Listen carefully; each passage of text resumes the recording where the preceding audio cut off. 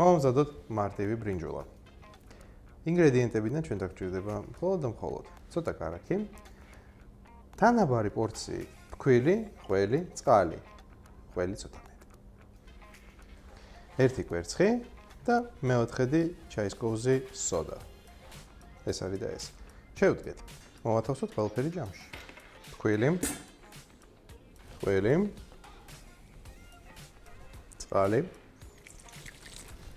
კვერცხი, სოდა. მოვურიოთ.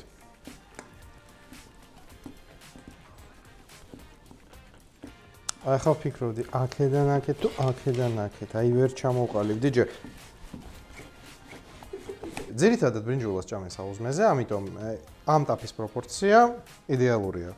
ჯობია იყოს ცოტა პატარა და მაღალი, და უფრო გემრიელი. ტაფა აუცილებლად უნდა იყოს გავარვარებული ცხელი, სხვა შემთხვევაში მიიკრობს. ხუფი. ეგ არის, მზად არის.